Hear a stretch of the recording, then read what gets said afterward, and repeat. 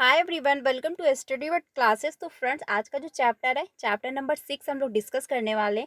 ये जो क्लास है आपको डेली 5 बजे मिलती है, तो आप लोग इसको डेली ज्वाइन करिएगा। इसमें हम लोग एसएसटी डिस्कस कर रहे हैं। एनसीईआरटी न्यू एनसीईआरटी है, तो ये भी डाउट मत रखना कि एनसीईआरटी पुरानी वाली है। न्यू एनसीईआरटी हम लोग डिस्कस कर रहे हैं। डेली चैप्टर वाइज जो है आपको वीडियो मिलती हैं, और साथ ही साथ इसकी मैंने पूरी प्लेलिस्ट बना दी है, तो आप लोग चैप्टर वाइज भी देख सकते हैं। पूरी जो है 6-7 की हिस्ट्री कंप्लीट हो चुकी है। हम लोग क्लास 8 की हिस्ट्री डिस्कस कर रहे हैं, जिसका चैप्टर नंबर 6 है। तो इसमें हम लोग देखने वाले हैं, यानी कि चैप्टर नंबर 4 से जब आप थोड़ा रिलेट करेंगे तभी जाके समझ पाएंगे। देखिए, चैप्टर नंबर 4 में क्या था।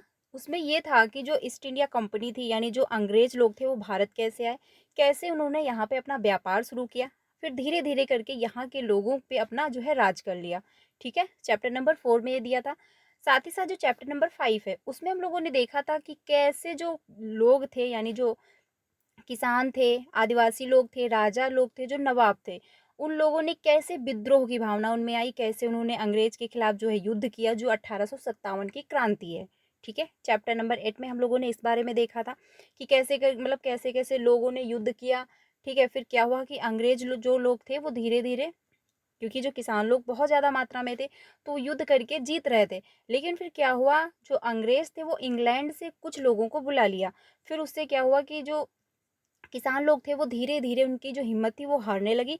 फिर से अंग्रेजों का शासन हो गया। तो ये हम लोगों ने देखा था चैप्टर नंबर 5 में।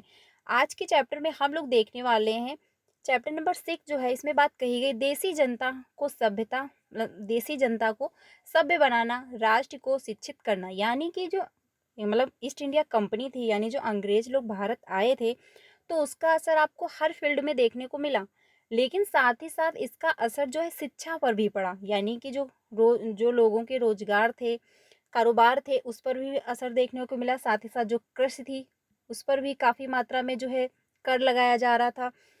लोगों को नील की खेती करवाई गई, उसमें भी इनको ऋण दिया जाता था। तो काफ़ी इन लोगों किसानों को कर्ज भी देते थे ये लोग, तो बहुत ज़्यादा उचित मात्रा में देते थे। और जो किसानों से जो है फसल हुई या कोई चीज़ जब खरीदते थे, तो उसको कम लागत में खरीद के और ज़्यादा लागत में बेचते थे। तो ऐसे क्या होता था, हर क्षेत्र में जो है अंग्रेज लोगों का असर देखने को मिला कि कैसे वो लोगों को प्रताड़ित कर रहे थे। तो इसका जो असर है वो शिक्षा पर भी देखने को मिला, क्योंकि इसका असर ये तो नहीं है कि एक ही क्षेत्र पे देखने को मिलेगा। जब वो लोग हम पूरे देश पर कब्जा कर रहे थे, तो उसका असर हर जगह पे आपको देखने को मिला होगा। तो इसलिए इस चैप्टर में जो दिया गया है कि क्या जो अंग्रेज लोग थे, ईस्ट इंडिया जो कंपनी थी, उसका असर जो है शिक्षा पर भी देखने को मिला। यानी कि जो राजा थे, नवाब, किसान और आदिवासी जो लोग थे, उन पर तो असर इसका पड़ा ही, साथ ही साथ जो इसका असर है विद्यार्थियों के जीवन पर भी पड़ा।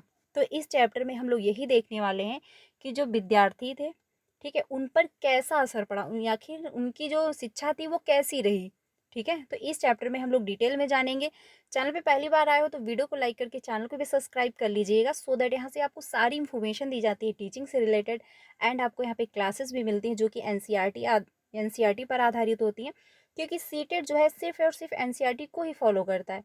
वो कैसे मैंने फर्स्ट टाइम में अपना सीटेट क्लियर किया था सेल्फ स्टडी करके, तो आप भी कर सकते हैं। तो हम लोग जो मैंने सीटेट के प्रिपरेशन के दौरान जैसे खुद से पढ़ाई की थी, मैं वैसे ही आप लोगों के साथ डिस्कस करती हूँ। उम्मीद करती हूँ आपका भी फर्स्ट अटेम्प्ट में सीटेट क्लियर हो जाएगा। सीटेट क्लियर होना कोई बड़ी बात नहीं है, क्योंकि बहुत लोगों का ये है कि 1 से 2 बार एग्ज़ाम दे चुके हैं, बट उनका क्लियर नहीं हो पाता है। देखिए, मेन रीज़न इसका यही है कि आप सही डायरेक्शन में मेहनत नहीं कर रहे हैं, क्योंकि सीटेट जो है वो आपका एनसीईआरटी, यानी एनसीईआरटी फॉलो करता है, साथ ही साथ प्रीवियस के क्वेश्चन। बस इतना अगर आप अच्छे से कर लेते हैं और प्रेजेंट ऑफ माइंड आपका डेवलप हो जाएगा, क्योंकि जब आप एनसीईआरटी पढ़ोगे, आप सीडीपी अच्छे से टॉपिक वाइज समझोगे, तो आपका माइंड जो है वो डेवलप हो जाता है कि हमको कैसे बच्चे को डील करना है, कैसे हमको टीचिंग करनी है अपनी। ठीक है, तो सिर्फ और क्या करना है, आपको एनसीईआरटी फॉलो करनी है और साथ ही साथ प्रीवियस के क्वेश्चन करने हैं और सेल्फ स्टडी करनी है। किसी टीचर पे, किसी कोचिंग पे आपको पूरी तरह से निर्भर नहीं हो जाना है। बस क्या करना है, उनसे हेल्प लेनी है, बाकी आपको खुद से पढ़ाई करनी है और खुद से एनालिसिस करना है कि आपका कौन सा टॉपिक कंप्लीट हुआ है एंड कौन सा टॉपिक रह गया है, और कौन से सब्जेक्ट आपकी बहुत अच्छी हो गई, कौन से सब्जेक्ट आपकी वीक है। एनालिसिस करने से आपको बहुत सारे फ़ायदे होते हैं, तो एनालिसिस भी आप लोग ज़रूर करना। तो अब हम लोग देख लेते हैं चैप्टर। आज का चैप्टर 6 है। डेली क्लास 3 जो है 5 बजे मिलती है। तो आप लोग ज़रूर ज्वाइन करना। तो अब हम लोग स्टार्ट करते हैं आज का चैप्टर। देखिए इसमें जो बात कही गई, पहला हम लोग देख लेते हैं भाषाविद जो है ये किसको कहते हैं। एक ऐसा व्यक्ति जो कई भाषाओं का जो है जानकार और विद्यार्थी हो, तो उसको क्या कहा जाता है, भाषाविद कहा जाता है। ध्यान रखिएगा, हो सकता है आपसे पूछ लिया जाए, क्योंकि जो है एसएसटी में क्वेश्चन सबसे ज़्यादा जो बनते हैं चैप्टर मतलब वो सॉरी क्लास 8 से ही बनते हैं। यानी सीटेट जो है पेपर 2 में एसएसटी में सबसे ज़्यादा क्वेश्चन क्लास 8 से ही पूछे जाते हैं, क्योंकि ज्योग्राफी भी क्लास 8 की अच्छी खासी है, मतलब अच्छी खासी लेवल की है, और क्लास 8 की जो मॉडल हिस्ट्री है वो भी अच्छी खासी है। तो सबसे ज़्यादा जो क्वेश्चन बनते हैं वो आपके क्लास 8 से ही बनते हैं। तो इसको आपको डिटेल में अच्छे से पढ़ना है। तो अब हम लोग चैप्टर स्टार्ट करते हैं। देखिए सबसे पहले जो बात कही गई है, अंग्रेज शिक्षा को किस तरह मतलब जो है देखते थे, यानी अंग्रेज लोग थे वो शिक्षा को कैसे देखते थे। तो इसमें सब कुछ इन्फॉर्मेशन दी गई है। इसमें बात जो कही गई है, सबसे पहले इस बात पर ध्यान देते हैं कि शिक्षा के क्षेत्र में अंग्रेज क्या सोच रहे थे, यानी जो अंग्रेज लोग थे वो शिक्षा के बारे में क्या सोच रहे थे। साथ ही साथ वे शिक्षा के जो विचार हमें आज सहज सामान्य दिखाई देते हैं, वे पिछले 200 साल में किस तरह विकसित हुए। यानी जो आज की डेट में हम लोग देख रहे हैं कि जो विचार हैं वो कैसे जो है सामान्य दिखाई पड़ रहे हैं, यानी नॉर्मल दिखाई दे रहे हैं, तो इनको विकसित होने में कितना टाइम लगा, 200 साल। ठीक है, तो टाइम ध्यान रखना, 200 साल उनको विकसित होने में लगा। इस पड़ताल के दौरान हम इस बात पर भी विचार करेंगे कि भारतीयों ने ब्रिटिश विचारों पर कैसे प्रतिक्रिया दी, और इस बारे में अंग्रेजों के विचार किस तरह से विकसित हुए कि भारतीयों को कैसा मतलब कैसे पढ़ाया जाए। तो ये था चैप्टर के बारे में इंट्रोडक्शन। बाकी जो मेन पॉइंट है ये ध्यान रखना कि वे जो है पिछले 200 साल से थे, यानी जो इसका कार्य रहा है वो 200 साल रहा। अब बात कर लेते हैं पाच्यवाद जो है की परंपरा कैसी रही। तो इसमें बात कही गई है, सन 1783 में विलियम जोन्स नामक मतलब नाम के एक जो है सज्जन कलकत्ता आए। यानी जो विलियम जोन्स थे वो कहाँ से आए, कलकत्ता से आए। उन्हें ईस्ट इंडिया कंपनी द्वारा स्थापित किए गए सुप्रीम कोर्ट में जूनियर जज के पद पर तैनात किया गया था। तो ये भी ध्यान रखना, कब ये आए, सन 1783 में। नाम क्या था, विलियम जोन्स नाम था, एंड ये कहाँ से आए थे, कलकत्ता से आए थे। ठीक है, साथ ही साथ क्या था कि ईस्ट इंडिया कंपनी द्वारा ये स्थापित किए गए थे सुप्रीम कोर्ट के जज। ठीक है, तो ये भी ध्यान रखना। कानून का माहिर होने के साथ साथ जोन्स एक भाषाविद भी थे, यानी इनको भाषा का भी ज्ञान था।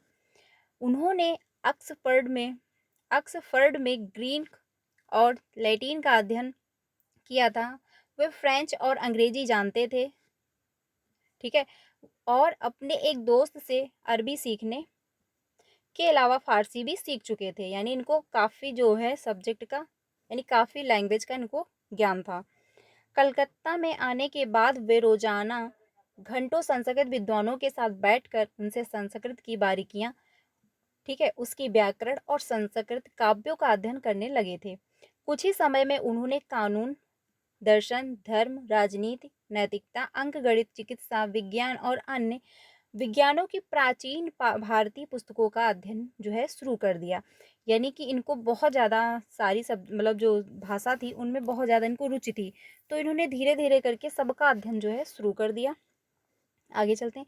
जॉन्स ने पाया कि उस समय कलकत्ता में तैनात बहुत सारे जो हैं अंग्रेज अफसर भी उनके जैसी दिलचस्पियां रखते थे। इसी चैप्टर में हम लोग ये भी देखेंगे कि जो महात्मा गांधी जी थे उनकी क्या राय रही, जो अंग्रेज लोगों ने अपनी जो शिक्षा मतलब उन्होंने ज़्यादा अहमियत जो अंग्रेजी को दी थी, तो उस पर भी जो है गांधी जी ने अपना विचार दिया है। साथ ही साथ जो है रविन्द्रनाथ टैगोर जो हैं उन्होंने भी अपना विचार दिया है। तो ये चैप्टर बहुत ज़्यादा इंपॉर्टेंट है, तो प्लीज़ इसको लास्ट तक ज़रूर देखना, क्योंकि यहाँ से क्वेश्चन आपको मिलेंगे, यहाँ से क्वेश्चन आते हैं। ठीक है, आगे चलते हैं। जोन्स जोन्स ने पाया कि उस समय कलकत्ता में तैनात बहुत सारे अंग्रेज अफसर भी उनके जैसी दिलचस्पियां रखते थे। जो है हेनरी टॉमस कोलब्रुक और नेथेनियल नेथेनियल हालहेड भी भारतीय भाषाएं सीखकर संस्कृत व फारसी रचनाओं का अंग्रेजी में अनुवाद कर रहे थे और प्राचीन भारतीय विरासत को समझने के प्रयास में लगे हुए थे। इन लोगों के साथ मिलकर जोन्स ने एशियाटिक सोसाइटी ऑफ जो है बंगाल का गठन किया। ये ध्यान रखना किसका गठन किया था इन्होंने, एशियाटिक सोसाइटी ऑफ बंगाल। किसने गठन किया था, जॉन्स ने किया था। तो ये पॉइंट ध्यान रखिएगा, ठीक है, किसका जो गठन है वो किसने किया था, जॉन्स ने किया था, एशियाटिक सोसाइटी ऑफ बंगाल। आगे चलते हैं। और एसीआईटी जो है रिसर्च नामक शोध पत्रिका का भी प्रकाशन इन्होंने शुरू किया। तो जो शोध नामक पत्रिका है एसीआईटी रिसर्च, वो भी इन्होंने ही प्रकाशित किया। तो ये सारे पॉइंट आप लोग ध्यान रखना। आगे चलते हैं। जॉन्स और कोलब्रुक जो थे भारत के प्रति एक खास तरह का रवैया रखते थे। वे भारत और पश्चिम दोनों की प्राचीन संस्कृतियों के प्रति गहरा आदर भाव रखते थे। यानी इनके प्रति जो थी काफ़ी अच्छी भावना थी, जो भारत की संस्कृति थी। उनका मानना था कि भारतीय सभ्यता प्राचीन काल में अपने वैभव के शिखर पर थी, क्योंकि प्राचीन काल में जो भारत था, यहाँ की संस्कृति बहुत अच्छी थी। परंतु बाद में उसका पतन होता चला गया। यानी जब अंग्रेज लोग भारत आए तब से क्या हुआ कि जो भारत की संस्कृति धीरे धीरे उसका पतन होता चला गया, क्योंकि अंग्रेजों का शासन होता गया।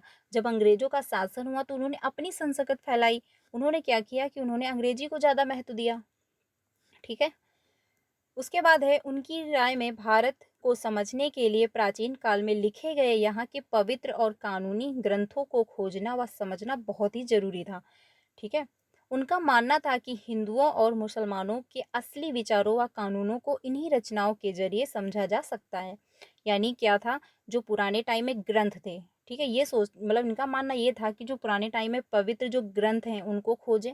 जब उनको हम पढ़ेंगे तो उसके माध्यम से क्या होगा कि जो हिंदू थे और साथ ही साथ जो मुसलमान लोग थे उनके जो असली विचार थे उनके बारे में हमको जानकारी मिलेगी। साथ ही साथ लोगों की जो सोच है वो भी बदलेगी। आगे चलते हैं। और इन रचनाओं के पुनः अध्ययन से ही भारत के भावी विकास का जो है आधार पैदा हो सकता है। यानी इसी के जरिए धीरे धीरे क्या होगा, लोगों की सोच बदलेगी। तो क्या है, जो पुरानी संस्कृति वो फिर से धीरे धीरे विकसित हो जाएगी। ऐसा ये मानते थे जो जॉन्स थे। आगे चलते हैं। इस तरह जॉन्स और कोलब्रुक दोनों ही प्राचीन ग्रंथों को ढूंढने, उनकी व्याख्या करने, अनुवाद करने और ज़्यादा से ज़्यादा लोगों तक अपने जो है नतीजे पहुंचाने में जुट गए। यानी इन्होंने क्या किया कि जो उसकी जो पुराने टाइम के पवित्र ग्रंथ थे जिनमें भारत की संस्कृति के बारे में लिखा हुआ था, तो उनकी इन्होंने व्याख्या करना स्टार्ट की, अनुवाद करना। यानी जो उस डेट की लैंग्वेज रही होगी, क्योंकि क्या होता है भाषा भी परिवर्तित होती है। यानी आप चले जाइए 50 साल पुरानी जो लैंग्वेज आज बोली जा रही है भारत में, क्या यही थी? कुछ टाइम बाद क्या होता है, धीरे धीरे परिवर्तन भाषा में आता जा रहा है, ठीक है। तो ये जो क्या थे कि जो उस टाइम लैंग्वेज थी उसमें ये परिवर्तित कर रहे थे, यानी व्याख्या करके अनुवाद कर रहे थे, क्योंकि लोगों को उस डेट की लैंग्वेज आती थी, पुराने टाइम की नहीं आती थी। तो इस वजह से लोगों को पढ़ने में आसानी हो, यानी वो समझ भी पाएँ। आगे चलते हैं। उन्हें विश्वास था कि यह जो है परियोजना न केवल अंग्रेजों को भारतीय संस्कृति सीखने में मदद देगी, बल्कि भारतीयों को भी अपनी विरासत को दोबारा अपनाने और अतीत के लुप्त वैभव को समझने में मदद देगी। ये चैप्टर बहुत ज़्यादा इंपॉर्टेंट है। मैं बार बार इसलिए जोर डाल रही हूँ क्योंकि यहाँ से क्वेश्चन पूछे जाते हैं और ये चैप्टर बहुत ज़्यादा इंपॉर्टेंट है। तो इसको डिटेल में समझना, क्योंकि इसमें लास्ट में बहुत सारे जो है पॉइंट हैं। जैसे महात्मा गांधी जी ने क्या विचार दिया उनका पॉइंट है।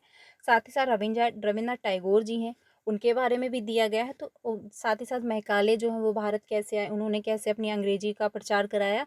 तो ये सब कुछ जो है चैप्टर में दिया गया है। तो इस वजह से ये चैप्टर बहुत ज़्यादा इंपॉर्टेंट है। तो प्लीज़ इसको लास्ट तक आप लोग ज़रूर वॉच करना। आगे चलते हैं। इन प्रयासों और विचारों से प्रभावित होकर कंपनी के बहुत सारे अधिकारियों ने जो है दलील दी, मतलब जो है अपनी दलील दी कि अंग्रेजों को पश्चिम ज्ञान की बजाय भारतीय ज्ञान को ही प्रोत्साहन देना चाहिए। वे चाहते थे कि प्राचीन भारतीय ग्रंथों के अध्ययन को प्रोत्साहित करने और संस्कृत व फारसी साहित्य व काव्य पढ़ाने के लिए संसाधनों मतलब संस्थाओं की स्थापना की जाए, ठीक है।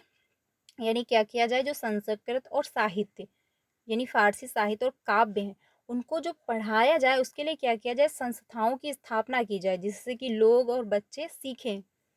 इन अधिकारियों का ये भी मानना था कि हिंदुओं और मुसलमानों को वही पढ़ाया जाना चाहिए जिससे वे पहले ही परिचित थे, यानी जिनको पुराने टाइम में आता था।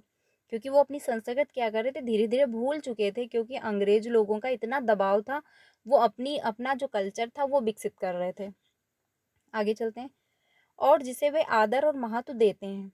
उन्हें अनजाने विषयों की शिक्षा न दी जाए। इन अफसरों की राय में केवल तभी अंग्रेज, आगे चलते हैं, देसी जनता का दिल जीत सकते हैं। आगे चलते हैं, केवल तभी जो है अजनबी शासक अपनी जो है प्रजा से आदर की उम्मीद कर सकते हैं। अब बात कर लेते हैं जो पक्षवादी है, इसमें बात कही गई एशिया की भाषा और संस्कृत का गहन ज्ञान रखने वाले, उनको क्या कहा जाता है, पश्चिमवादी कहा जाता है। तो ये ध्यान रखना।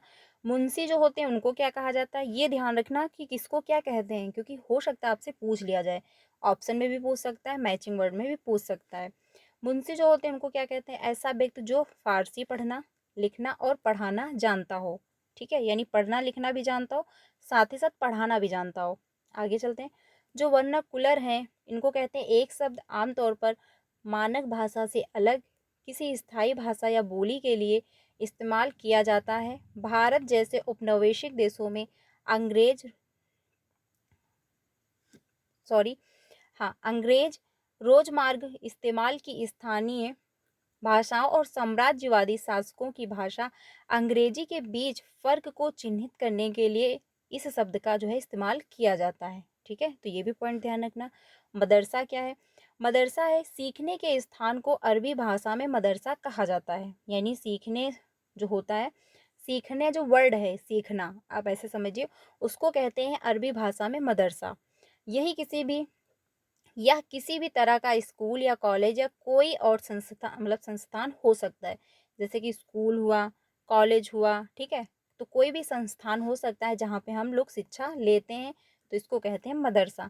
ये पॉइंट ध्यान रखिएगा, हो सकता है आपसे पूछ ले मैचिंग वर्ड में भी या ऐसे भी पूछ सकता है, क्योंकि ये टॉपिक यानी ये जो चैप्टर है बहुत ही ज़्यादा इंपॉर्टेंट है।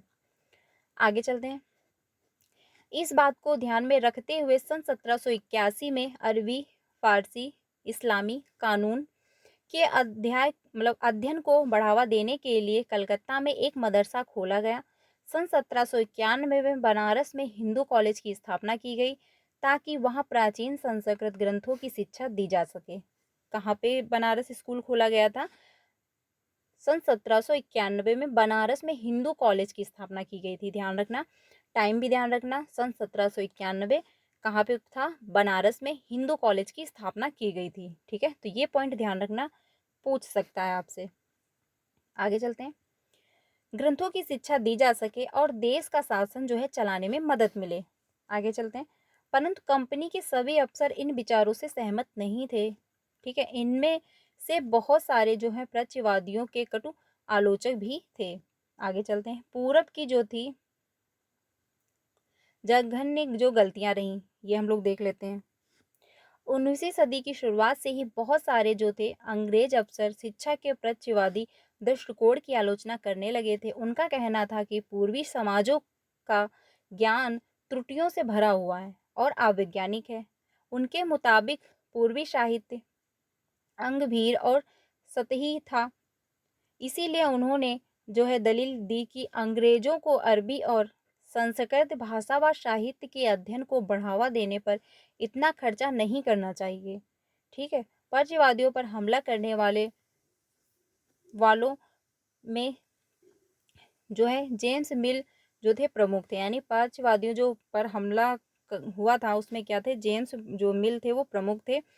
उनका विश्वास था कि अंग्रेजों को देसी जनता को खुश रखने के लिए, उनका दिल जीतने के लिए जनता की इच्छा के हिसाब से या उनकी भावनाओं को ध्यान में रखते हुए शिक्षा नहीं देनी चाहिए।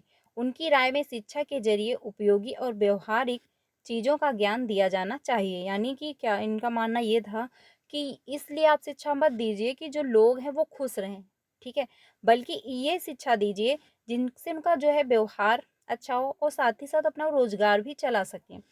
इसीलिए भारतीयों को पूर्वी समाजों के काव्य और धार्मिक साहित्य के बजाय ये पढ़ाया जाना चाहिए कि पश्चिम ने किस तरह की वैज्ञानिक और तकनीकी सफलताएं हासिल कर ली। ठीक है, तो इनका मानना ये था। आगे चलते हैं, सन 1830 के दशक तक पक्षवादियों का विरोध और जो है तीखा होता गया। यानी क्या हुआ, जब सन 1830 दशक आया तो इनका विरोध और बढ़ता गया। थॉमस वेबिंगटन मैकाले इन आलोचकों में सबसे जो है मुखर और प्रभावशाली विचारक रहे, यानी ये प्रमुख थे। वह भारत को असभ्य देश मानते थे, यानी इनका मानना ये था कि जो भारत है वो असभ्य है। आगे चलते हैं, जिसे सभ्यता का पाठ पढ़ाना जरूरी था। मैकाले के मुताबिक पूर्वी ज्ञान की कोई भी शाखा इंग्लैंड की प्रगति के समकक्ष नहीं थी। मैकाले का कहना था कि एक अच्छे यूरोपीय पुस्तकालय का केवल एक खाना ही भारत और अरब के समूचे देसी साहित्य के बराबर है। तो ये लाइन ध्यान रखना, ये लाइन इंपॉर्टेंट है। ये लाइन आपसे पूछ सकता है कि ये स्टेटमेंट किसने दिया। ठीक है, तो ये यहाँ से आप लोग ये ध्यान रखना कि एक अच्छे यूरोपीय पुस्तकालय का केवल एक ही खाना भारत और अरब के समूचे देसी साहित्य के बराबर है। ठीक है, तो ये लाइन ध्यान रखिएगा। उनका तर्क था कि भारत में ब्रिटिश सरकार को पक्षवादी ज्ञान पर सरकारी पैसा बर्बाद नहीं करना चाहिए, क्योंकि इससे कोई फायदा होने वाला नहीं है। जो मैकाले थे, इनकी ये राय थी कि उस पर पैसा खर्च करना कोई पैसा खर्च करने का कोई फायदा नहीं है, वो आपका बेकार ही जाएगा। आगे चलते हैं। गहन ऊर्जा और आवेश पूर्वक मैकाले ने अंग्रेजी भाषा सिखाने की जरूरत पर जोर दिया, यानी इनका मानना यह था कि भारत में अंग्रेजी भाषा सिखाई जाए। उनका मानना था कि अंग्रेजी के ज्ञान से भारतीयों को दुनिया की श्रेष्ठतम साहित्यिक कृतियों को पढ़ने का मौका मिलेगा। यहाँ के लोग पश्चिमी विज्ञान और दर्शन के क्षेत्र में हुए विकास से अवगत हो पाएंगे। इस प्रकार उनका कहना था कि अंग्रेजी पढ़ाना लोगों को सभ्य बनाने, उनकी रुचियों, मूल्यों और संस्कृत को बदलने का रास्ता हो सकता है। यानी इनका मानना ये था कि हम जब भारत में अंग्रेजी पढ़ाएंगे तो इससे क्या होगा, लोग सभ्य बनेंगे, क्योंकि मैकाले जी जो थे वो मानते थे कि भारत जो है असभ्य देश है। ठीक है, तो इसलिए इन्होंने क्या कहा कि अंग्रेजी जब हम पढ़ाएंगे तो उससे क्या होगा कि लोगों का जो है पश्चिमी विज्ञान और दर्शन के क्षेत्र में विकास जो हुआ है उस पर इनका ध्यान जाएगा। साथ ही साथ वो उसमें रुचि लेंगे और इनकी ये जो लोग हैं, यानी जो भारत के लोग हैं, वो सभ्य बनेंगे। आगे चलते हैं। संस्कृत को बदलने का जो रास्ता हो सकता है, मैकाले के मिनट्स यानी विवरण के आधार पर सन 1835 का अंग्रेजों का शिक्षा अधिनियम पारित किया गया। तो ये ध्यान रखना, सन 1835 में अंग्रेजों का शिक्षा अधिनियम पारित किया गया था मैकाले के द्वारा। ये लाइन ध्यान रखिएगा। आगे चलते हैं।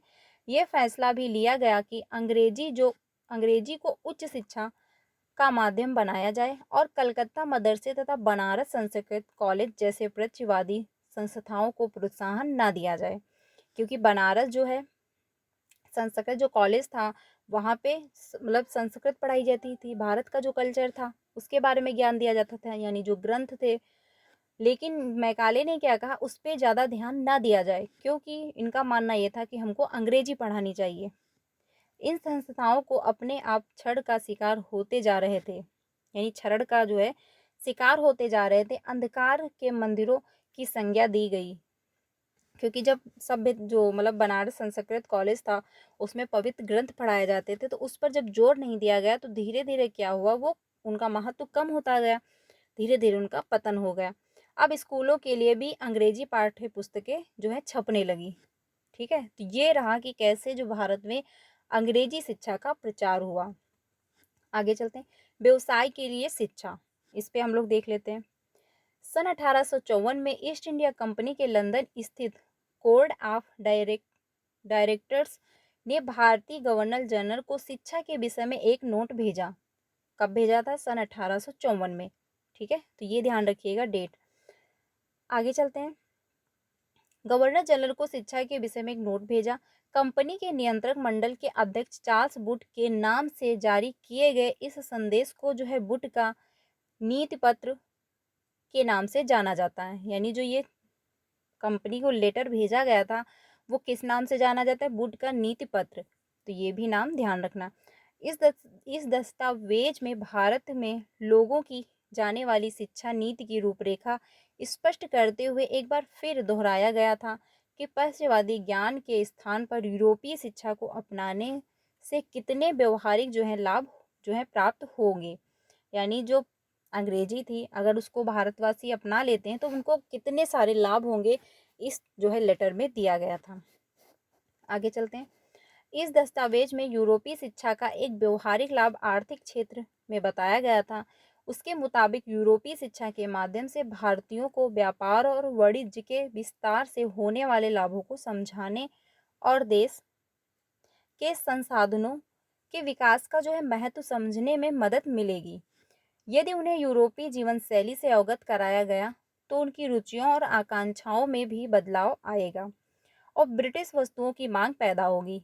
यानी जब उससे लोग परिचित होंगे तो क्या होगा, धीरे धीरे करके ब्रिटिश की जो वस्तुएं थी उनका मांग बढ़ेगा। यानी जब लोग वहाँ की लैंग्वेज सीखेंगे तो धीरे धीरे अपना माहौल भी वैसा ही वो अपने आप को ढाल लेंगे भी, तो क्या होगा, धीरे धीरे वहाँ की वस्तुओं की भी जो मांग बढ़ेगी, क्योंकि तब यहाँ के लोग यूरोपी में बनी चीज़ों को अपनाना और खरीदना शुरू कर देंगे। तो बिल्कुल सही बात है, अगर मान लीजिए वहाँ की जब वो लैंग्वेज अपनाने लगेंगे तो वहाँ के तौर तरीके भी अपनाएंगे, तो वहाँ का जो पहनावा है, वहाँ की जो चीज़ें हैं, जो वस्तुएं हैं, वो भी वो प्रयोग में लाना स्टार्ट कर देंगे। ठीक है, आगे चलते हैं। वुड के नीति पत्र में यह भी तर्क दिया गया था कि यूरोपीय शिक्षा से भारतीयों के नैतिक चरित्र का उत्थान होगा। इससे वे ज़्यादा सत्यवादी और ईमानदार बन जाएंगे और फलस्वरूप कंपनी के पास भरोसेमंद कर्मचारियों की कमी नहीं रहेगी। यानी जो अंग्रेज लोग थे वो बहुत ही ज़्यादा जो है क्या बताया जाए होशियार थे। वो मतलब इतना दिमाग लगाते थे कि कैसे हमको, यानी लोगों को पता भी ना चले और वो अपना काम भी कर ले। ठीक है, अब उन्होंने क्या किया कि जो भारत में अंग्रेजी फैलाई, अंग्रेजी भाषा थी, उससे क्या हुआ, लोग ईमानदार भी बनेंगे, साथ ही साथ भरोसेमंद जो है कर्मचारी भी होंगे। इससे क्या होगा कि कमी नहीं रहेगी और दस्तावेजों के मुताबिक पूरा, यानी कि वो भरोसेमंद भी व्यक्ति उनको मिल जाएंगे, ईमानदार भी होंगे, साथ ही साथ उनको कंपनी में जो है लोग काम करने के लिए मिल जाएंगे, यानी वो जैसे व्यक्ति चाहते हैं। आगे चलते हैं। दस्तावेज के मुताबिक पूरब का साहित्य न केवल भयानक त्रुटियों से भरा था, बल्कि यह लोगों में भी न तो काम के प्रति दायित्व और समर्पण का भाव पैदा कर सकता था और न ही शासन के लिए आवश्यक निपुणता पैदा कर सकता था। तो इससे ये पॉइंट हम फिर से समझते हैं। इसमें बात ये कही गई थी, इससे वे ज़्यादा सत्यवादी और ईमानदार बन जाएं और फलस्वरूप कंपनी के पास, ये लाइन देखिए, ये पॉइंट सबसे ज़्यादा ध्यान देने की ज़रूरत है कि कंपनी के पास, यानी वो क्या चाहते थे कि जब लोगों को अंग्रेजी सिखाई जाएगी तो उसी लैंग्वेज वो बोलना स्टार्ट कर देंगे। इससे क्या होगा कि जो कम अंग्रेज लोग हैं उनको दिक्कत नहीं होगी समझने में, साथ ही साथ वो ईमानदार बनेंगे, भरोसेमंद कर्मचारी बन जाएंगे, तो कंपनी के पास जो है भरोसेमंद कर्मचारी हो जाएंगे, साथ ही साथ ईमानदार व्यक्ति भी उनको मिल जाएंगे। तो ये था उनका मतलब मेन मकसद कि हमको अपनी अंग्रेजी जो है, अपनी भाषा वो कैसे फैलानी है। आगे चलते हैं। सन 1854 के नीति पत्र के बाद अंग्रेजों ने कई अहम कदम उठाए। सरकारी शिक्षा विभागों का गठन किया गया ताकि शिक्षा संबंधी सभी मामलों पर सरकार का नियंत्रण स्थापित किया जा सके। विश्वविद्यालय शिक्षा व्यवस्था विकसित करने के लिए भी कदम उठाया जाए।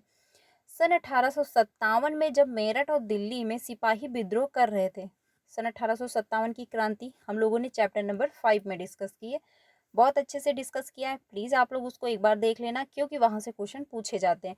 क्लास 8 का जो है हिस्ट्री, सारे चैप्टर बहुत इंपॉर्टेंट हैं, क्योंकि क्वेश्चन जो है सबसे ज़्यादा क्लास 8 से ही पूछे जाते हैं।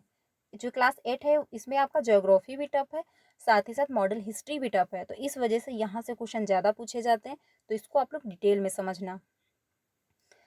तो इसमें बात कही गई सन 1857 में जो क्रांति हुई थी उसमें दिल्ली और साथ ही साथ मेरठ में सिपाहियों का विद्रोह कर रहे थे। उसी समय कलकत्ता, मद्रास और बम्बई विश्वविद्यालय की स्थापना की जा रही थी। तो बंदा जो है कलकत्ता, मद्रास और जो है बम्बई विश्वविद्यालय की स्थापना कब हुई थी? सन 1857 की जब क्रांति हो रही थी उसी के टाइम में। स्कूली शिक्षा प्रणाली में परिवर्तन के प्रयास भी किए गए। आगे चलते हैं। अगला जो पॉइंट है, अब बात कर लेते हैं जो है विलियम जो है एडम की रिपोर्ट। इस रिपोर्ट में क्या कहा गया इसके बारे में हम लोग डिटेल में समझ लेते हैं। सन 1830 के दशक में स्कॉटलैंड से आए ईसाई प्रचारक विलियम एडम ने बंगाल और बिहार के जिलों का दौरा किया। ये कब आए? सन 1830 में। कंपनी ने उन्हें देसी स्कूलों में शिक्षा की प्रगति पर रिपोर्ट तैयार करने का जिम्मा सौंपा था। एडम ने जो रिपोर्ट तैयार की वह दिलचस्प थी। आगे देखते हैं। एडम ने पाया कि बंगाल और बिहार में 1 लाख से ज़्यादा जो थी पाठशालाएं हैं, ये बहुत छोटे छोटे केंद्र थे जिनमें आमतौर पर जो 20 से ज़्यादा जो है विद्यार्थी नहीं होते थे। फिर भी इन पाठशालाओं में पढ़ने वाले बच्चों की कुल संख्या काफ़ी बड़ी, यानी 20 लाख से भी ज़्यादा, मतलब 20 लाख से भी ज़्यादा थी। ठीक है। ये पाठशालाएं संपन्न लोगों या स्थानीय समुदाय द्वारा चलाई जा रही थी। यानी कि इन्होंने जब दो मतलब ब्यौरा लिया, यानी जब इन्होंने क्या किया, इनको रिपोर्ट तैयार करने का जिम्मा दिया गया था, तो इन्होंने जब जांच की, ठीक है, तब इन्होंने क्या पाया, बंगाल और बिहार में जब इन्होंने जांच की, जब पाठशालाएं देखी, तो वहाँ पे सबसे ज़्यादा पाठशालाएं थी। उसमें इन्होंने देखा कि 20 जो मतलब विद्यार्थी थे, वो 20 से ज़्यादा विद्यार्थी नहीं थे जो वहाँ पे पाठशालाएं बनी हुई थी, लेकिन उसमें जो बच्चे पढ़ रहे तो 20 लाख से भी ज़्यादा थे। और ये जो पाठशालाएं चल रही थी, किसके द्वारा चल रही थी? जो स्थानीय समुदाय के जो लोग थे, यानी जो काफ़ी धनवान संपन्न लोग थे, उनके द्वारा ये चलाई जा रही थी। ठीक है। तो कई पाठशालाएं स्वयं स्वयं गुरु द्वारा ही प्रारंभ की गई थी। यानी कुछ ऐसी पाठशालाएं थी जो गुरु थे वो खुद से ही प्रारंभ किए हुए थे, वो ही सारा उसका खर्चा उठाते थे। शिक्षा का तरीका काफ़ी जो था लचीला था। आज आप जिन चीज़ों की स्कूलों से उम्मीद करते हैं, उनमें से कुछ चीज़ें उस समय की पाठशालाओं में भी मौजूद थी। बच्चों की फीस निश्चित नहीं थी, छपी हुई किताबें नहीं थी, पाठशाला की इमारत अलग से नहीं बनाई जाती थी, जो थी बेंच और कुर्सियां नहीं थी, यानी पुराने टाइम में ये सारी सुविधाएं नहीं थी। ब्लैक बोर्ड नहीं था, अलग से कक्षाएं लेने, बच्चों की जो है हाजिरी लेने का कोई इंतजाम नहीं होता था। सालाना इम्तिहान जो होते थे और नियमित समय सारणी जैसी कोई व्यवस्था नहीं थी, क्योंकि आज की जो शिक्षा है और पुराने टाइम की जो शिक्षा है उसमें बहुत सारा परिवर्तन है। ठीक है। कुछ पाठशालाएं बरगद की छांव में ही चलती थी, तो कई गांव के किसी दुकान या मंदिर के कोने में या गुरु के घर पर ही बच्चों को पढ़ाया जाता था। बच्चों की फीस उनके माँ बाप की आमदनी जो थी उसी से तय की जाती थी, कि उनकी जितनी आमदनी होती थी उस हिसाब से ये फीस लेते थे। ठीक है। तो ये अच्छा, मतलब ये तो समझो अच्छी बात थी, क्योंकि जिस हिसाब से अगर माँ बाप की आमदनी है, मतलब पेरेंट्स जितना कमाते थे, उस हिसाब से जो है बच्चों की फीस ली जाती थी। अमीरों से अमीरों को ज़्यादा और गरीबों को कम फीस देनी पड़ती थी। शिक्षा मौखिक होती थी और क्या पढ़ाना है, यह बात विद्यार्थियों की ज़रूरतों को देखते हुए गुरु ही तय करते थे। विद्यार्थियों को अलग कक्षाओं में नहीं बैठाया जाता था, सभी एक जगह एक साथ बैठते थे, यानी कि ग्रुप लर्निंग होती थी। अलग अलग स्तर के विद्यार्थियों के साथ गुरु अलग से बात कर लेते थे। आगे चलते हैं। एडम ने पाया कि यह जो है लचीली प्रणाली स्थानीय आवश्यकताओं के लिए काफ़ी अनुकूल है। उदाहरण के लिए फसलों की कटाई के समय कक्षाएं बंद हो जाती थी। यानी क्या होता था कि अनुकूल थी उस टाइम की जो पढ़ाई, यानी अगर जो खेतों में काम होता था तो जो पढ़ाई होती थी, जो कक्षाएं थी, वो बंद कर दी जाती थी, क्योंकि जो बच्चे थे उनको काम भी करना पड़ता था, क्योंकि उस समय गांव के बच्चे प्राय खेतों में काम करने जाते थे। कटाई और अनाज निकल जाने के बाद पाठशाला दोबारा शुरू हो जाती थी। इसका परिणाम यह था कि साधारण काश्तकारों के बच्चे भी पढ़ाई कर सकते थे। ठीक है। आगे चलते हैं। नई दिनचर्या, नए नियम, यानी वो जो इसके पहले हम लोगों ने देखा, वो पुराने टाइम में ऐसे जो है शिक्षा वो दी जाती थी। अब बात कर लेते हैं नई दिनचर्या और नए नियम इसके बारे में। जब 19वीं सदी आई तो इसमें जब क्या परिवर्तन हुए, 19वीं सदी के मध्य तक कंपनी का ध्यान मुख्य रूप से उच्च शिक्षा पर ही था। ठीक है। इसलिए कंपनी ने स्थानीय पाठशालाओं के कामकाज में कभी जो है ज़्यादा दखल नहीं दिया। सन 1854 के बाद कंपनी ने देसी शिक्षा व्यवस्था में सुधार लाने का फैसला लिया। कंपनी का मानना था कि इसके लिए कब सुधार लाने का फैसला लिया? सन 1854 में। ठीक है। तो डेट ध्यान रखना। कंपनी का मानना था कि इसके लिए मौजूदा व्यवस्था के भीतर ही बदलाव जो है किए जा सकते हैं। कंपनी एक नई दिनचर्या, नए नियम और नियमित निरीक्षणों के जरिए पाठशालाओं और व्यवस्थित करना चाहती थी। इसके लिए क्या किया जा सकता था, कंपनी ने क्या कदम उठाया? सबसे पहले तो कंपनी ने बहुत सारे पंडितों को सरकारी नौकरी पर रख लिया। यानी क्या किया, जो पंडित लोग थे, क्योंकि पंडित लोग ही शिक्षा देते थे पाठशालाओं में, उनको क्या किया कंपनी ने, सरकारी नौकरी पर रख लिया। इनमें से प्रत्येक पंडित को 4-5 स्कूलों की देख रेख का जिम्मा सौंप दिया गया। पंडितों का काम पाठशालाओं का दौरा करना और वहां अध्यापन की स्थितियों में सुधार लाना था। ठीक है। प्रत्येक गुरु को निर्देश दिया गया कि वे समय समय पर अपने स्कूल के बारे में रिपोर्ट भेजें और कक्षाओं को नियमित समय सारणी के अनुसार पढ़ाएं। अब अध्ययन जो था पाठ्य पुस्तकों पर आधारित होता, मतलब पाठ्य पुस्तकों पर आधारित होगा, और विद्यार्थियों की प्रगति को मापने के लिए वार्षिक परीक्षाओं की रूपरेखा तैयार की जाने लगी। ठीक है विद्यार्थियों, तो ये जो परीक्षा स्टार्ट हुई, कब से स्टार्ट हुई? 19वीं शताब्दी से स्टार्ट हो गई थी। विद्यार्थियों से कहा गया कि वे नियमित रूप से शुल्क दें, नियमित रूप से कक्षा में आए, तय सीट पर बैठें और अनुशासन के नियमों का पालन करें। तो ये सारे रूल क्या हुए, 19वीं शताब्दी जब आई तो धीरे धीरे ये स्टार्ट हो गए। नए नियमों पर चलने वाले पाठशालाओं को सरकारी अनुदान मिलने लगे। जो पाठशालाएं नए व्यवस्था के भीतर काम करने को तैयार नहीं थी, उन्हें कोई सरकारी सहायता नहीं दी जाती थी। जिन गुरुओं ने सरकारी निर्देशों का पालन करने के बजाय अपनी स्वतंत्रता बनाए रखने में और सरकारी सहायता प्राप्त करने के नियमों से चलने वाली पाठशालाओं के सामने कमजोर पड़ने लगे। इन नए नियमों और दिनचर्या का एक और भी नतीजा हुआ। पहले वाली व्यवस्था में गरीब किसानों के बच्चे भी पाठशालाओं में जा सकते थे। यानी पुराने टाइम जो शिक्षा थी, जो उसके रूल थे, वो अच्छे थे, क्योंकि उसमें क्या हुआ होता था, जो जैसी आमदनी होती थी घर की वैसी फीस ली जाती थी। बट इसमें क्या कहा गया, जो फिक्स फीस, मतलब फिक्स जो फीस थी वो फिक्स थी कि आपको इतने ही पैसे देने हैं, चाहे आपकी आमदनी कितनी भी हो। ठीक है, तो इससे क्या हुआ, जो गरीब लोग थे उनके बच्चे सही से नहीं पढ़ पा रहे थे, क्योंकि वो फीस उतनी नहीं पे कर पा रहे होंगे। आगे चलते हैं। अब कटाई के मौसम में भी बच्चों को स्कूल आना जरूरी था, क्योंकि पुराने टाइम में ये था कि जब खेत में काम होता था तो पाठशालाएं बंद कर दी जाती थी, बच्चे अपना खेत में काम कर लेते थे, और जब खेत का काम खत्म हो जाता तो पाठशालाएं फिर से ओपन हो जाती थी, बच्चे जो थे वो फिर से पढ़ाई करने लगते थे। लेकिन क्या हुआ, जब नई पाठशाला, मतलब नए नियम बने, तो उसमें बच्चों को डेली आना था। साथ ही साथ जो मौसम में कटाई होती थी, यानी जब फसल की कटाई होती थी, तो उसमें भी स्कूल खुलते थे और बच्चों को आना पड़ता था। अगर कोई बच्चा स्कूल नहीं आ पाता तो इसे अनुशासनहीनता माना जाता था, यानी बच्चा पढ़ना लिखना ही नहीं चाहता है। ठीक है, तो ये रूल थे। अब हम लोग बात कर लेते हैं राष्ट्रीय शिक्षा की कार्यसूची। केवल अंग्रेज अफसर ही भारत में शिक्षा के बारे में नहीं सोच रहे थे। 19वीं सदी की शुरुआत से ही भारत के विभिन्न भागों के बहुत सारे विचारक शिक्षा के व्यापक प्रचार प्रसार की जरूरत पर जोर देने लगे थे। यूरोप में आ रहे बदलाव से प्रभावित कुछ भारतीयों का मानना था कि पश्चिमी शिक्षा भारत का आधुनिकीकरण कर सकती है। उन्होंने अंग्रेजों से आहवान किया कि वे नए स्कूल, कॉलेज और विश्वविद्यालय खोलो तथा शिक्षा पर ज़्यादा पैसा खर्च करें।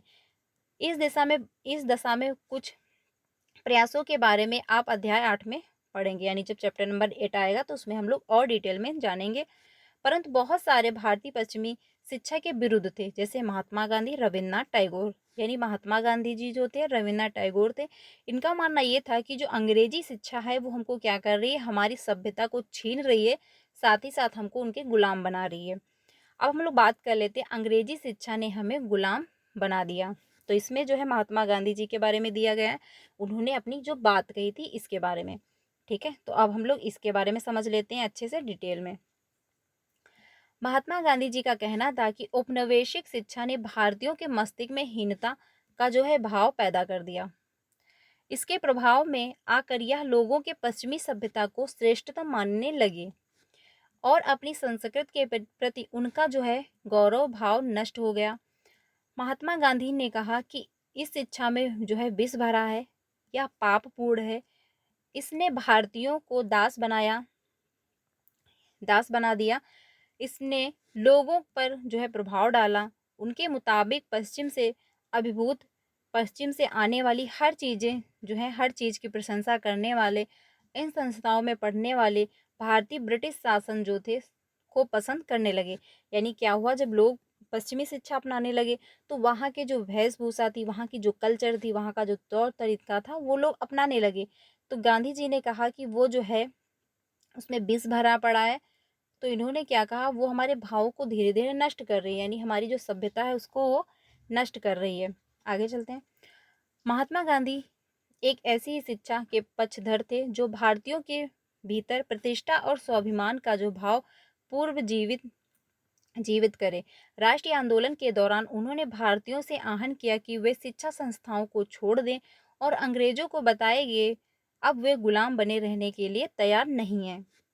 महात्मा गांधी की दृढ़ मान्यता थी कि शिक्षा केवल भारतीय भाषाओं में ही दी जानी चाहिए, क्योंकि गांधी जी ये मानते थे कि जो हम पश्चिमी शिक्षा सीख रहे हैं उससे क्या हो रहा है, हमारी भावनाएं यानी संस्कृत जो है वो भी हमारी धीरे धीरे उसका भी पतन होता जा रहा है, और हमारा जो मतलब एक कल्चर है यहाँ का वो भी धीरे धीरे खत्म होता जा रहा है। ठीक है, तो इनका मानना ये था कि जो भाषा है वो हमको अपने ही जो मतलब भारतीय भाषाओं में ही देनी चाहिए जो शिक्षा है। उनके मुताबिक अंग्रेजी में दी जानी शिक्षा भारतीयों के अपाहिज बना देगी, यानी क्या करेगी, इनको अपाहिज बना देगी। आगे चलते हैं। उसने उन्हें अपने सामाजिक परिवेश में काट दिया, परिवेश से काट दिया है और उन्हें अपनी ही भूमि पर अजनबी बना दिया है। उनकी राय में विदेशी भाषा बोलने वाले, स्थानीय संस्कृति से घृणा करने वाले अंग्रेजी शिक्षित भारतीय अपनी जनता से जुड़ने के तौर तरीके भूल चुके हैं। महात्मा गांधी का कहना था कि पश्चिमी शिक्षा मौखिक ज्ञान के बजाय केवल पढ़ने और लिखने पर केंद्रित है। उसमें पाठ्य पुस्तकों पर जोर दिया जाता है, लेकिन जीवन अनुभव और व्यवहारिक ज्ञान की अपेक्षा की जाती है। यानी इनका मानना ये था कि जो जीवन है और जो अनुभव है, व्यवहारिक जो ज्ञान है, उसकी क्या की जाती है, उपेक्षा की जाती है। गांधी का तर्क था कि शिक्षा से व्यक्ति का जो है दिमाग और आत्मा विकसित होनी चाहिए। ठीक है, आगे चलते हैं। उनकी राय में केवल साक्षरता यानी पढ़ने और लिखने की क्षमता पर लेना ही शिक्षा नहीं होती थी। इसके लिए तो लोगों को हाथ से काम करना पड़ता था, हुनर सीखने पड़ते हैं और यह जानना पड़ता है कि विभिन्न चीजें किस तरह काम करती हैं। इससे उनका मस्तिष्क और समझने की क्षमता दोनों विकसित होगी। तो गांधी जी का ये मानना था कि हम जो शिक्षा सीख रहे हैं उसमें क्या है, हमको ये नहीं सीखना है कि सिर्फ हम पढ़ लें और सिर्फ हम लिख लें, बल्कि उसको हम अपने रियल लाइफ में भी प्रयोग कर पाएँ। जैसे कि हम व्यवसाय कर लें, अपनी शिक्षा का प्रयोग करके कोई हम जीवन यापन अपना शुरू कर पाएँ, कोई जीविका चला सकें। तो ऐसी शिक्षा होनी चाहिए।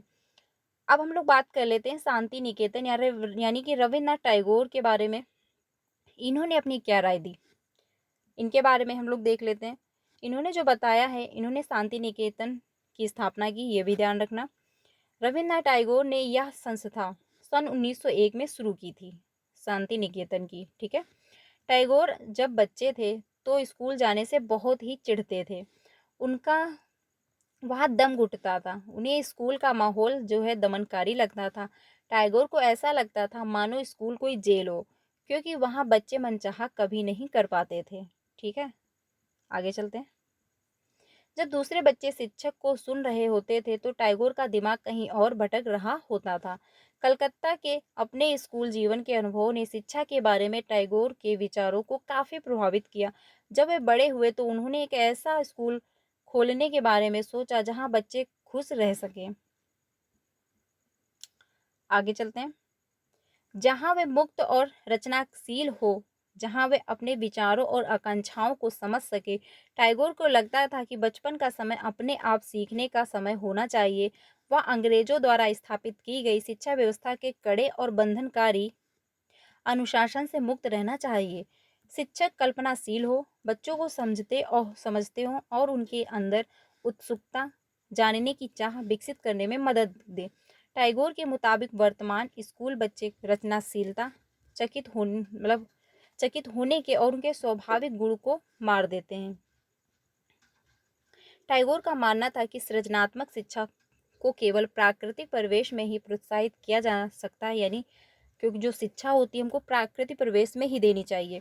इसीलिए उन्होंने कलकत्ता में 100 किलोमीटर दूर एक ग्रामीण प्रदेश में अपना स्कूल खोलने का फैसला लिया। उन्हें यह जगह निर्मल शांति से भरी दिखाई दी, जहाँ प्रकृति के साथ जीते हुए बच्चे अपनी स्वाभाविक सृजनात्मक जो मेधा और उनके विकसित कर सकते थे। बहुत सारे मामलों में टैगोर ने महात्मा गांधी शिक्षा के बारे में कमोवेश एक जैसी राय रखते थे। यानी जो महात्मा गांधी जी थे एंड जो टैगोर थे, इन दोनों लोगों की जो है शिक्षा के बारे में थिंकिंग एक ही जैसी थी। लेकिन दोनों के जो है विचार काफ़ी विचार जो थे उसमें फ़र्क था। गांधी जी पश्चिमी सभ्यता और मशीनों और प्रौद्योगिकी की उपासना के कट्टर आलोचक थे। टैगोर आधुनिक पश्चिमी सभ्यता और भारतीय परंपरा के श्रेष्ठ तत्वों का सम्मिश्रण चाहते थे। यानी ये जो थे टैगोर, ये क्या चाहते थे, आधुनिक पश्चिमी जो सभ्यता है और साथ ही साथ भारतीय परंपरा जो है वो एक ही में मिश्रित हो। लेकिन जो गांधी जी थे वो सभ्यता और मशीनरी जो प्रौद्योगिकी थी उसका उनका क्या कर रहे थे, आलोचना कर रहे थे। आगे चलते हैं। उन्होंने शांति निकेतन में कला, संगीत और नृत्य के साथ साथ विज्ञान और प्रौद्योगिकी की शिक्षा पर भी जोर दिया। तो रविन्द्रनाथ टैगोर ने किस पर जोर दिया, कला, संगीत और नृत्य, ठीक है, और साथ साथ विज्ञान और प्रौद्योगिकी की शिक्षा पर भी जोर दिया। तो ये पॉइंट ध्यान रखना किस पर इन्होंने ज़्यादा जोर दिया है। तो ये चैप्टर यहीं तक था। आई होप आप लोगों को समझ में आया होगा। कल हम लोग चैप्टर नंबर जो यहाँ से, क्योंकि अब आगे क्वेश्चन दिए गए हैं, तो हम लोगों ने ये चैप्टर पूरा डिस्कस कर लिया। ये चैप्टर नंबर 6 था। कल हम लोग चैप्टर नंबर 7 करेंगे, वो भी बहुत ज़्यादा इंपॉर्टेंट है। यानी कि क्लास जो 8 है आपका मॉडल हिस्ट्री, इसमें सारे चैप्टर बहुत ज़्यादा इंपॉर्टेंट है।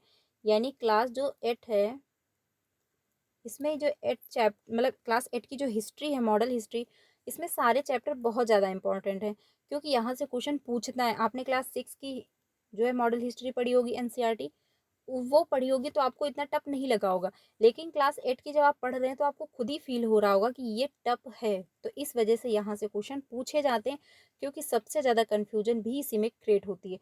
तो सारे टॉपिक अच्छे से समझना, यानी सारे जो चैप्टर हैं प्रॉपर तरीके से अच्छे से समझना, किस चैप्टर में क्या बात कही गई और कौन सी बात कब कही गई है और किसका कब विकास हुआ। क्योंकि क्वेश्चन पूछेगा या फिर ऑप्शन में दे देगा, फिर वहाँ पे मैचिंग वर्ड करना होगा, तो वहाँ पे भी दिक्कत होगी। मैचिंग आप तभी कर पाएंगे जब आपके सारे कॉन्सेप्ट क्लियर होंगे। तो आज के लिए इतना ही रखते। कल हम लोग चैप्टर नंबर 7 करने वाले हैं, तो कल की क्लास बिल्कुल भी ज्वाइन करना, मिस मत करना, अच्छे से ज्वाइन करना एंड अच्छे से समझना भी।